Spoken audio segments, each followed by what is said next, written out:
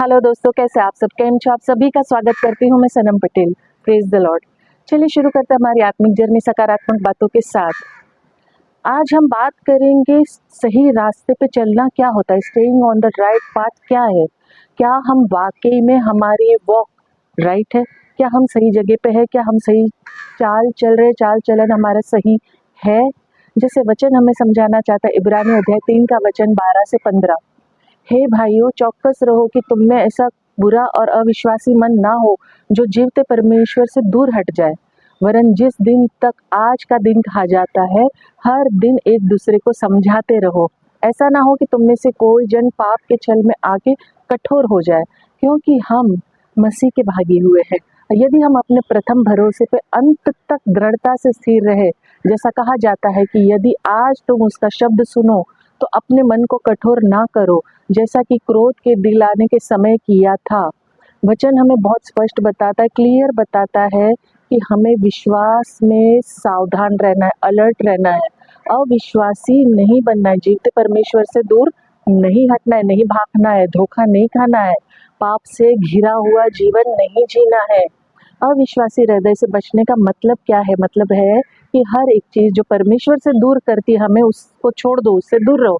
यहाँ लोग अपने भलाई की बजाय अपनी इच्छाओं पे चलने से, कहते हैं ना, खुद की इच्छा को प्रायोरिटी ज्यादा देते, बेसिकली प्रभु की इच्छा क्या है वो जानने की कोशिश भी नहीं करते हैं। और एक दूसरे को अलर्ट तो कोई भी नहीं करता, कोई भी नहीं। यहाँ तो मजा लेता, अगर सामने वाला खड्डे में गिर गया ना तो और खड्डा खोद के मतलब उसको कैसे उसके अंदर डाला जाए, कैसे उस चीज में उसको घुसा दिया जाए, कैसे उसको कष्ट और तकलीफ दी जाए, ये मतलब मजा लिया जाता है कि हाँ यार, चल इसको मैंने तो खड्डे में डाल दिया, अब मजा आएगा कि इसके साथ कितना बुरा हो रहा है, और खोद के देते गहरा। एक दूसरे को प्रोत्साहित करना, खड्डे में से गिरने से बचाना है, पाप से धोखे में से गिरने से बचाना है, पाप के प्रति कठोर होना है, वचनों के प्रति कठोर नहीं होना है। वचन जो हमें पाप और धोखा खाने से बचाते हैं, उससे हमें दूर नहीं होना है।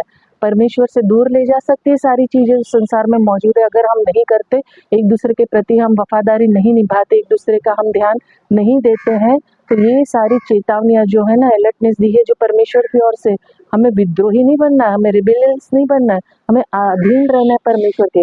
घमंड में डूबा हुआ जीवन नहीं जीना है, हमें परमेश्वर को महिमा मिले वैसा जीवन जीना है। हत्या, चोरी, झूठ, पाप, फरेब नहीं।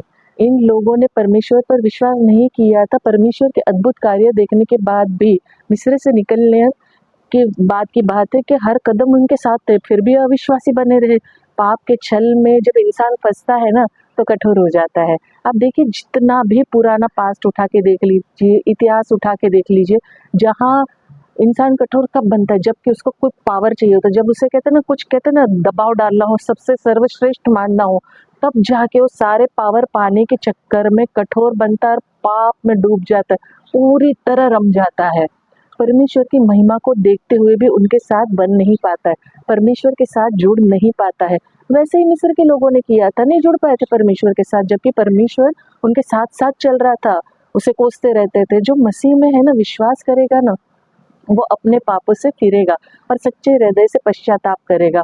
अविश्वास को समझना और विश्वास को करना मनुष्य को कठिन लगता है, बहुत कठिन लगता है, बहुत भारी पड़ता है। क्योंकि देखिए, विश्वास करने में बहुत सारी चीजें होती है जो अपने अंदर सुधारनी पड़ती है। सबसे पहले जिससे वो कतराता है, पहली बात तो वो पाप है या पापी है वो मानता ही नहीं। मैं तो बहुत अच्छा या बहुत अच्छी होती, यही बहुत बड़ी प्रॉब्लम आ जाती है इंसान में।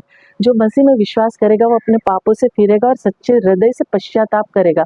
अविश्वास को समझना और विश्वास करना, जैसे मैंने कहा, मनुष्य के लिए बहुत कठिन है। इसमें बुद्धि नहीं, इच्छा शक्ति की बात है बेसिकली, कि हम जिंदा खुदा यीशु मसीह को हमारा उद्धारकर्ता तारणहार मानते हैं या नहीं मानते हैं। मनुष्य विश्वास करता है अपनी अपनी स्थिति के अनुसार, अपने अपने हालात के अनुसार। मतलब जब वो परेशानी से घिरता है तो कभी कभी शक संदेह भी करता है, उसका विश्वास स्थिति के अनुसार कमजोर पड़ता है, डगमगाता है। मतलब जैसे मौसम कैसे बदलता है, सीजन वैसे 4 बार, वैसे इंसान का नेचर भी हालात और स्थिति के अनुसार बदलता रहता है। हम खुद ही हमारे, कहते हैं ना, आशीषों को, हमारे ब्लेसिंग्स को जो हमें मिलने वाले या प्रभु तैयार खड़ा है उसके बीच में हम खड़े हो जाते हैं। क्योंकि देखिए, अविश्वास है ना, ब्लेसिंग्स को हमेशा, आशीष को रोकता है। हम चाहते हैं कि हमारा विश्वास कमजोर ना पड़े, तो हमें अच्छी संगति, मसीहियों के साथ रहना चाहिए, जो हमें कहते हैं ना प्रोत्साहित करे, उत्साहित करे, हमें सही मार्गदर्शन करते हैं। हम गलत जाएंगे तो समझाएंगे कि देखो ये गलत बात है, ये गलत रास्ता है, ये नहीं करना चाहिए, ऐसा नहीं बात होनी चाहिए।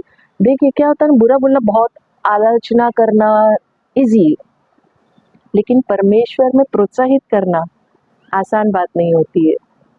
बुरा तो देखिए आपके अपने हो, पराये हो, दुश्मन तो अनगिनत बुराइयां करती है। खैर, बुरा बहुत आसान है बोलना, बहुत बहुत आसान है। कई बार देखिए जब हम है ना मामूली मामूली बातें देख लीजिए, मैं मेरी एक एग्जांपल देती हूँ आपको। जब मुझे बात बात पे ना गधा बोलने की, पागल बोलने की पहले बहुत आदत थी, क्या पागल है, क्या गधा है क्या, तो ये बहुत बड़ी बात नहीं थी मेरे मुताबिक। लेकिन जैसे ही मतलब हमारी संगति हुई, मुझे चर्च में मतलब बात बात में मेरे उसे ऐसे निकल गया, अरे गधा है ये तो, पागल है ये तो आप अपनी जुबान से ये जो बोल रहे हो ना, वो आप अंगीकार कर रहे हो, आप घोषणा कर रहे हो कि क्या सामने वाला वाकई पागल है, क्या वाकई गधा है, उसमें कम बुद्धि है।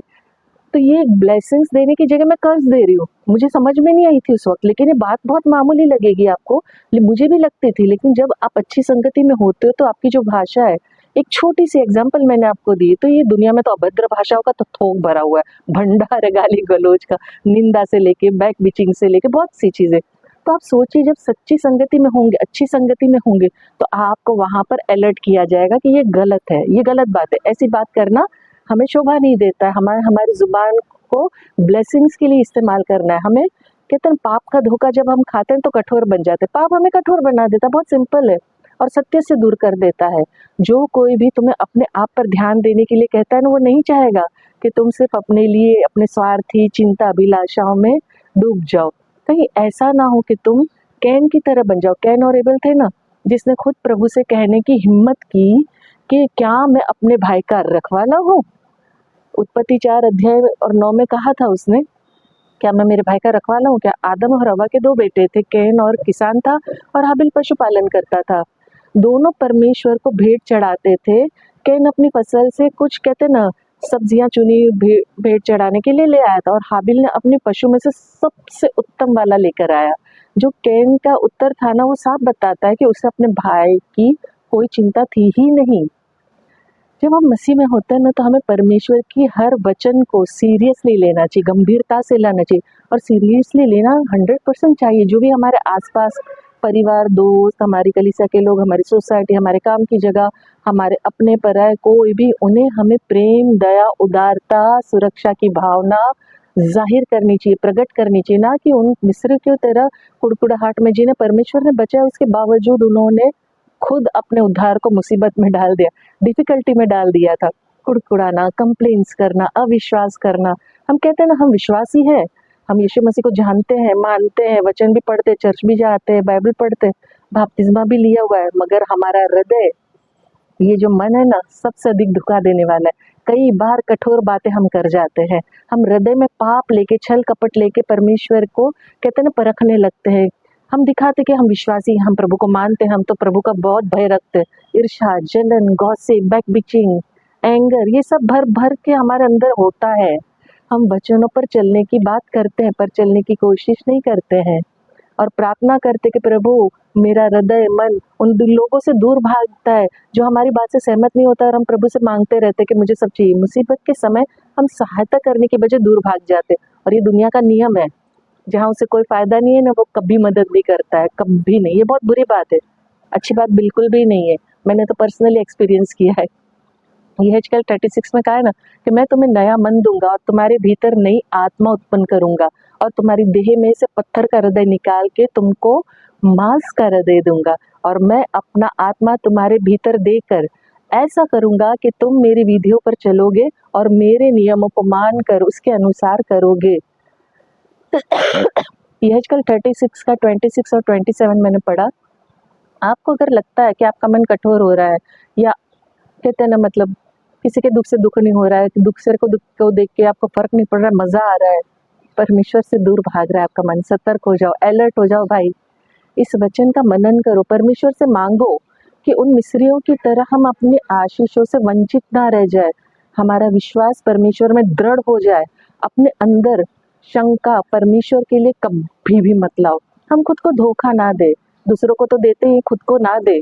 बेहतर ये होगा कि गलतियों की माफ़ी मांग ले। पश्चाताप करने में देर बिल्कुल मत कीजिए, मत देर लगाइए, क्योंकि हम जो नहीं देख सकते हैं ना कि महसूस कर सकते हैं, वो है हमारा छुपा हुआ पाप।